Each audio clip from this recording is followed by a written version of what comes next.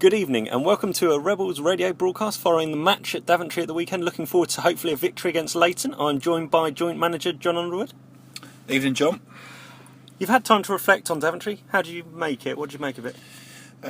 Very disappointing in the end.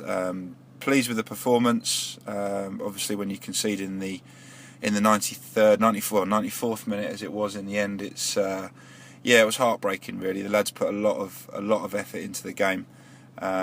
It was going to be a massive win for us, and we had to settle for a point. So it was a real kick in the teeth, and we're very disappointed on the coach on the way home. But you can't let these things get you down for too long. We've got 9 games left, so we've got that out of our system now, and we draw a line under it, and we go on to the next one.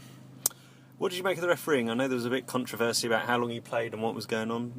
Did you think he affected the game? I spoke to him. I spoke to him because he was going to add 3 minutes, and it was over 94 when they scored. But I'd prefer not to kind of go into the referee. To be honest, there were things we could have done to prevent the goal ourselves. You can argue all day long, should he have played as long as he did, but he did, and there are things that we could have done to stop them getting the chance in the first place. We could have, the free kick was a soft one to give away.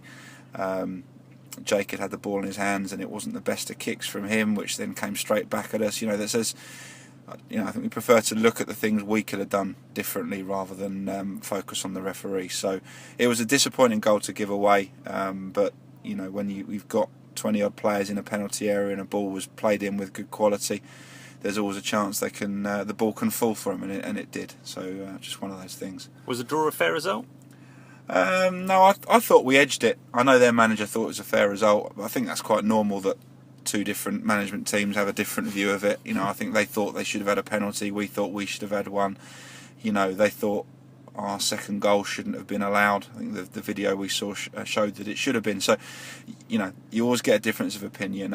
Our feeling was that we did enough to win the game throughout the second. 2 points lost rather than 1 gained. Yeah, once we got ourselves in front, I thought we held them at bay. I don't think Jake made a save. So from that point of view, we felt we were worth a 2-1. But it was a tight game. They always are with Daventry. So but it was 2 points dropped in the end for us. And then moving on, Tuesday, a lot of the squad that haven't been playing that regularly or coming back from injury got some game time. I understand you went down and watched. How did it all go? Yeah, me and Bakes went down and watched. They bad shot Lee, who in the combined counties, we know the manager well there, and he got 5 of our players a game, which was really good for them. So Ben Edwards and Guy, who've been out since Christmas, got their first games. Steve Duff, who's obviously barely played this year, got a game. Adam Cornell, who's not featured a lot recently, played, and young Seb Costello as well. And we were really pleased. It was all 5 of them showed great attitude. They worked ever so hard. They did the right things. Probably the highlight, I'd say, was Guy Hollis, who's a big player for us, and he came through the game completely unscathed. He looked outstanding.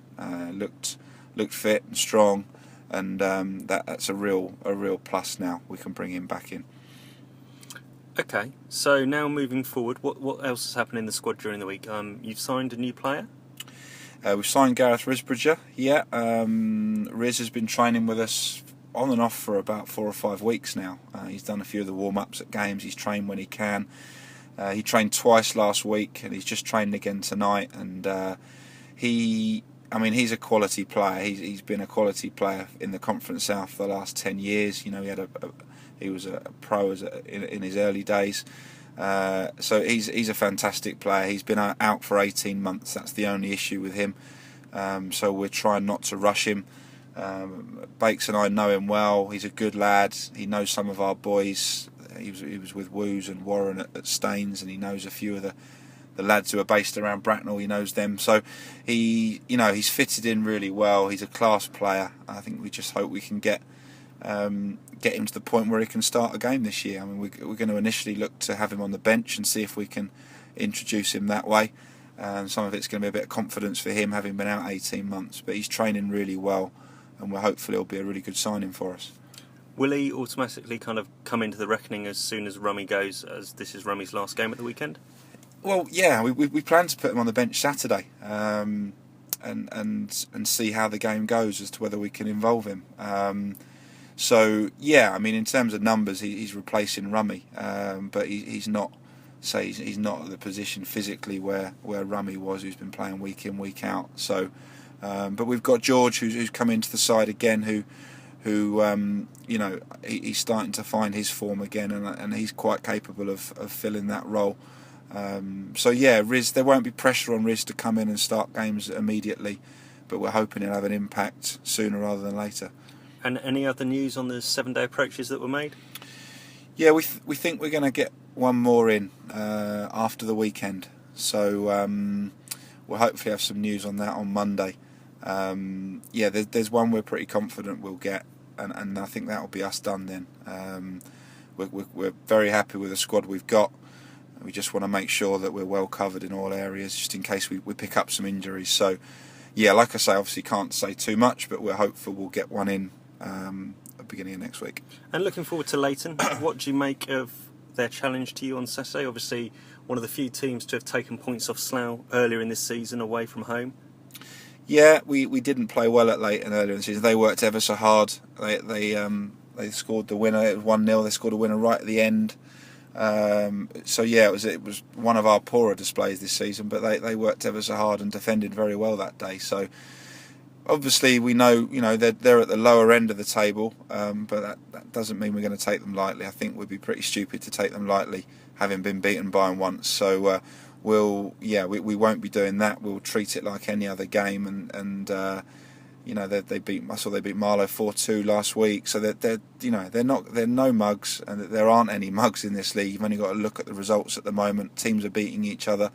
Even the teams in the bottom six are beating top sides. So no, we'll approach it as a massive game, as each of these last 9 are, and hopefully we can get the win.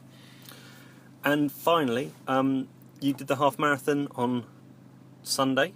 Very hot temperatures. How did you get on? I did, yeah. It went well. I completed it in 1 hour 50. I'd done the Reading one 2 weeks ago in 1:56. So yeah, I was pleased to improve on my time.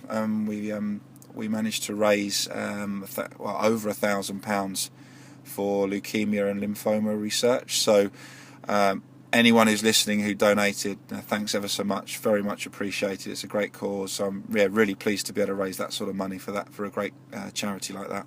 Well done to you on Sunday, and hopefully looking forward to 3 points at the weekend. Thank you very much for your time. I know you're a hungry boy. You want to get off to Nando's, get some dinner. Yeah, we're off for a bit of a team bite to eat now. So thanks, John, and I'll see you at the weekend. Cheers.